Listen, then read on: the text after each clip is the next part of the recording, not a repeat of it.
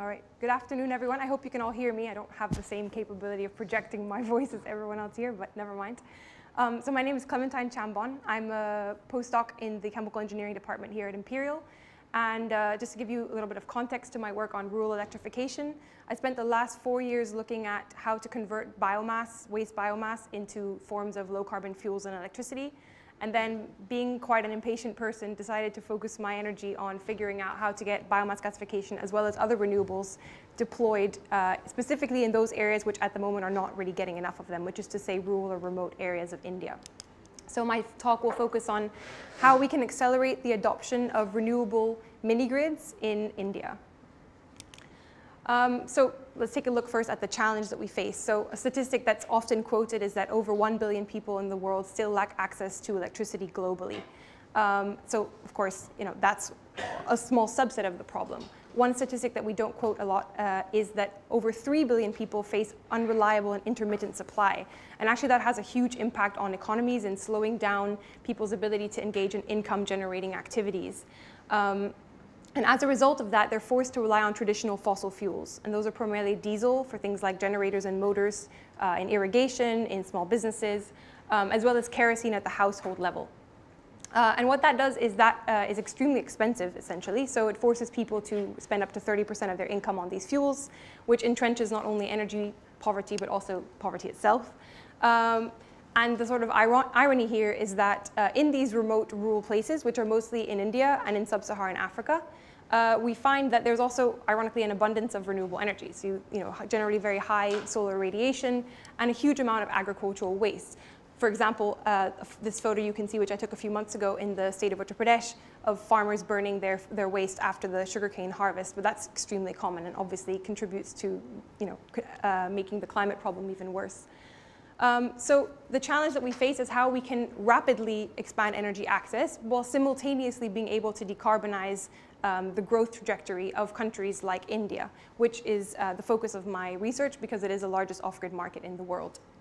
And so there are various technological solutions available in this space. Of course, grid extension is always an option, although we find that it tends to be actually the more expensive alternative to decentralized generation. And not only that, but it takes, on average, around 10 to 15 years to deploy new power plants. And as we know, they tend to be, in places like India especially, dominated by coal, which, again, is not what we want to achieve here. And so as a result of that, we've decided to focus on decentralized energy, of which we can split into basically two categories. One is mini-grids, which will be the focus of my talk. And there are other options, of course, on the individual level, like solar home systems, solar lamps, etc. So why mini-grids? So mini-grids, just in case you're not familiar with them, are decentralized energy networks that typically serve a community. So they're not for the individual. They tend to be larger, up to 100, 200 kilowatt scale. And that means that they can meet the needs of people from the residential to the commercial, industrial, agricultural level. They have a lot of advantages. One is that, like I've already mentioned, they can be adapted for remote and rural regions, but also temporary settlements, for example, refugee camps or other places where the national grid is not able to effectively reach them. And they're very flexible, which is, again, a topic that's come up a few times already. That means they can be tailored to people's needs and the resources that are available locally. And in my research, I focus on, like I mentioned, biomass gasification and solar PV, which are both, have huge potential in India.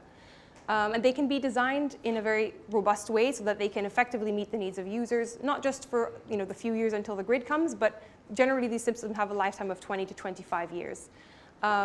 And of course now, why are we working on mini-grids now is, of course, because we still have this energy access problem, but there are a lot of opportunities, especially around the sharp decline we've seen in PV and battery costs, as well as the sort of sudden upsurge of digital technologies, things like smart meters, big data, Internet of Things, which means that we can more effectively control these systems.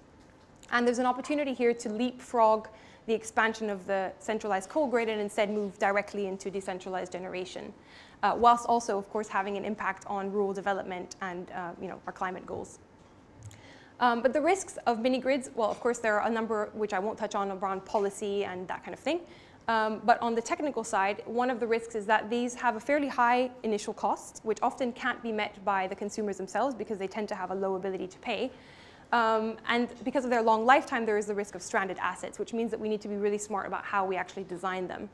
And then another gap is in transfer of knowledge and technologies to the specific countries that need to have these technologies implemented in the most, which is, of course, what we're aiming to do through our research.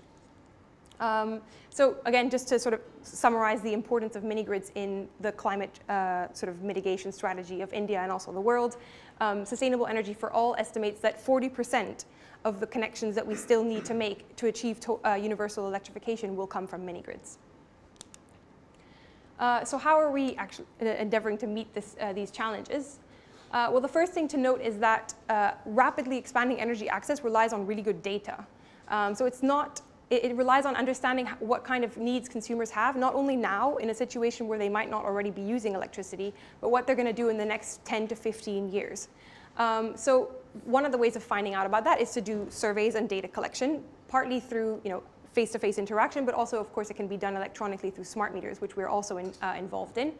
And so one of the projects that we've worked on is going to off-grid villages. Again, we have a focus on the state of Uttar Pradesh in northern India, and collecting data from these users on what they actually need. Then collating that data and using it to optimize mini-grid design is by no means a trivial exercise. Like we mentioned, it relies on using this data, but also being able to figure out things like what kind of generation and storage technologies are ideal for a given site. How is the demand going to evolve with time, and how can you make it modular to absorb that additional capacity? Should you hybridize with diesel, although, God forbid, that was obviously something we don't want to do, but if it's necessary to be cost effective, then it might be one of the ways of getting this technology deployed. Can we make the mini-grid interact with the national grid, and if so, how? So these are some of the questions that we look at. And in particular, we're relying on a tool that was developed by Grantham Institute researchers called Clover, which is one of the most advanced systems optimization tools for figuring out what the best type of mini-grid design is for a given location.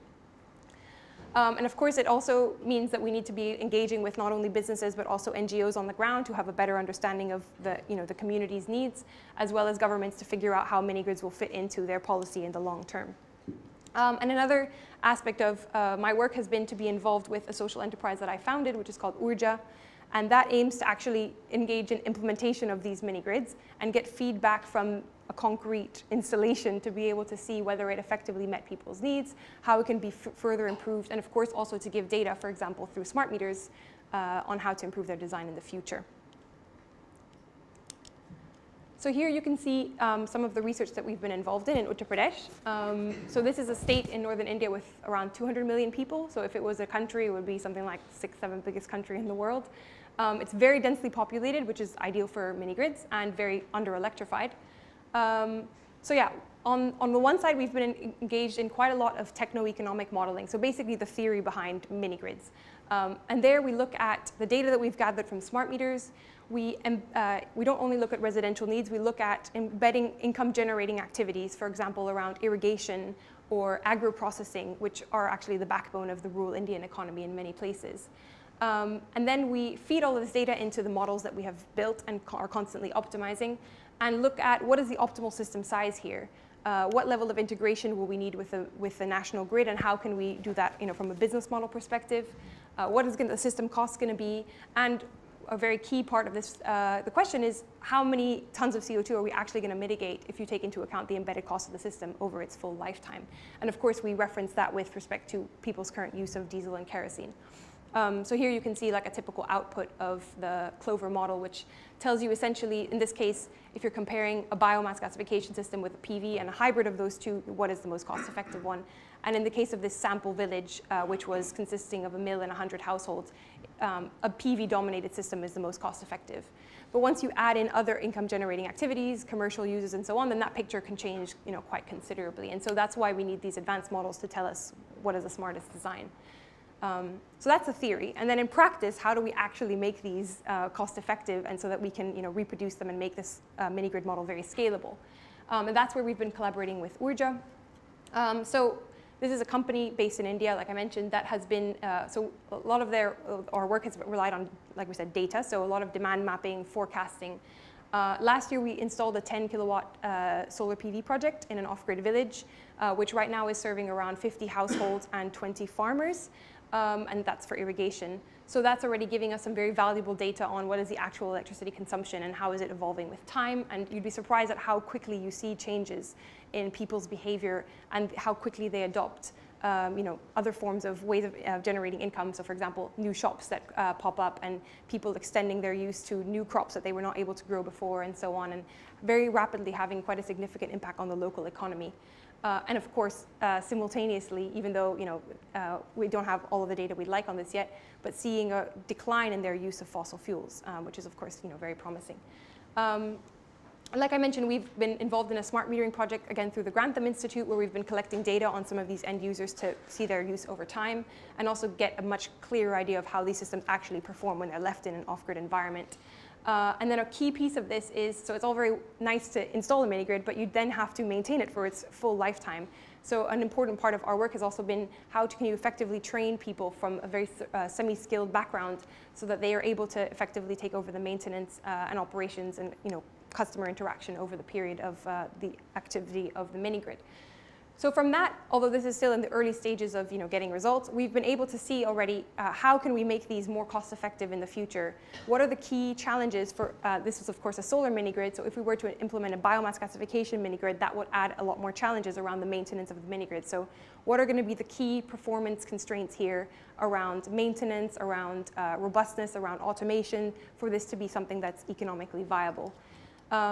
So although this has been only a sort of brief summary, I hope that I've been able to give you an idea of essentially how we're trying to make mini-grids much more cost-effective whilst also deploying them in some of the most energy-deprived communities in the world, and in time so that we can still have an impact on the climate, which is of course one of the fundamental goals of this research. Thank you.